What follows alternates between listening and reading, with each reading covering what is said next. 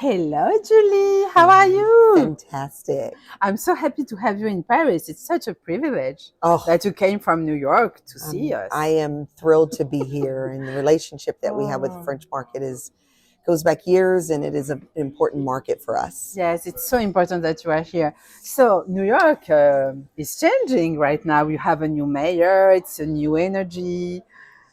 I'm so curious. So, what do you think it will bring to New York, this new mayor who is so nice, on my opinion? Absolutely. So we're excited. He takes office January 1st. But what we've seen so far is that tourism is a priority. He understands that it is a driver of New York City's economy. Close to 400,000 New Yorkers work in the industry. So understanding and valuing and really leaning into that is important for him. The other thing that's important where we align in values in terms of our mission is the fact that he is really looking for tourism to be equitable. So to have the opportunity to have tourists in all five boroughs is a priority for him, and it certainly has been a priority for us for a number of years. And how do you see this new political direction influencing tourism and the overall visitor experience in the coming months? Sure. I think first and foremost, just what he stands for and who he is. One is a reflection of New York City and the vibrancy and diversity of New York City. So the fact that you can be at a food truck and hear multiple languages, our mayor represents that. And that's what folks will see visually. So I think it is exciting. He's certainly very committed to New York City. He knows it inside and out. And the fact that he loves to eat at a food truck is just fun. Yes. And New York City is already known for its constant reinvention. What new developments or attractions or initiatives are you most excited about right now? So I would say the lifeblood or really the DNA of New York City is cultural and arts and culture. And so we're very fortunate to have a number of our cultural institutions that are renovating or reimagining themselves. So as we speak, the Apollo Theater in Harlem is going through a renovation. We're excited to see what they're going to unveil next year. The Frick Collection in Manhattan reopened earlier this year, and they continue to have just outstanding exhibits. So we're really excited about the arts and culture and everything that that's going to bring for this upcoming year. So I'm excited to see what that brings. And what would you say are New York City's biggest strengths today, the things that make the city stand out globally more than ever?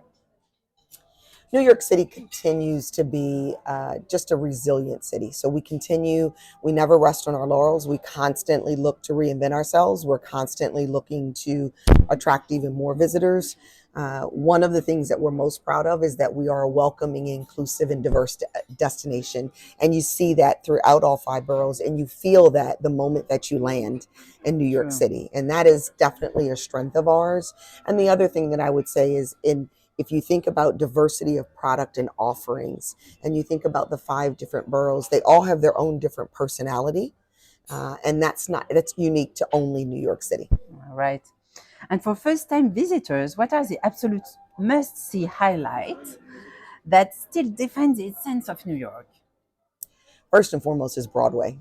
You cannot come to New York City for the first time and not see a Broadway play. It is an absolute must. Right. The other I would say is Times Square is still Times Square. It's still magical. It's still fantastic. True. It's still very well lit. It's just exciting. Yes. For me, I'm also a big fan of Central Park. I just love the green open spaces, and I think it's a great place to people watch. Do you run like in the movies? You know, in France, we always have someone running in a movie in Central Park. Absolutely. Absolutely. You do that, I was sure. And you can always borrow a dog or something to walk the dog too. It gets it. And for returning travelers, what new or lesser known experiences should they add to their list in 2026?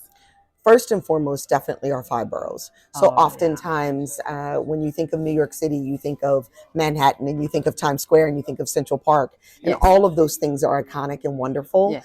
But really, if to know and appreciate the essence of New York City is to really get to the other four boroughs, Oh. and to just understand the personality and the history, and why New York is what it is to go into the boroughs. So that's definitely what I would say. And any one of them you can pick, and you'll have an Okay. amazing time. Can you give an example of a borough? I would say Brooklyn. Oh, yes. And if you think about the Brooklyn Museum, it's obviously iconic to us, but it's not as well known as other parts of Manhattan and New York City. So definitely, I don't think you get any better cuisine. As we like to say, you get to eat your way through Queens. Mhm. And then, of course, there's Staten Island with its personality, and who doesn't love the Bronx and the home of hip hop for sure. There's a lot of talk about New York becoming more expensive. Is that true? And what can visitors expect in terms of overall costs? Sure. So New York is a global urban destination, and with that comes cost. Yes. As you would see in any other major Mm. city, like a Paris, a London, Uh, Chicago, it True, is. Paris is not cheap, huh? We However, can what I say. will say is one, we lean very heavily into the five boroughs. So Mm. maybe someone who is on a budget may not stay in downtown, may not be in Manhattan. It might be more affordable to stretch their dollars and to look Yes. at one of our other boroughs.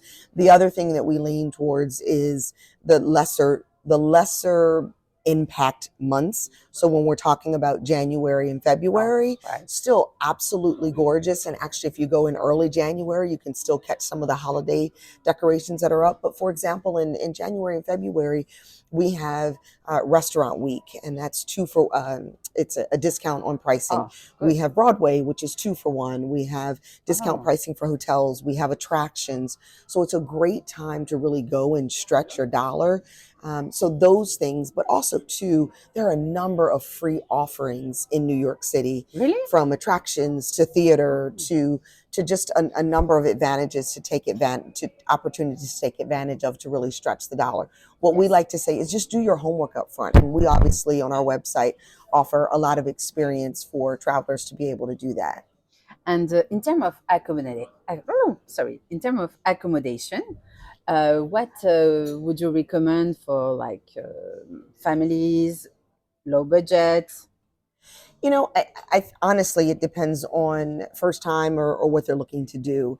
Really, any of our five boroughs are perfectly wonderful for a family of two, a couple, or a single traveler. Hmm. That's the beauty of New York.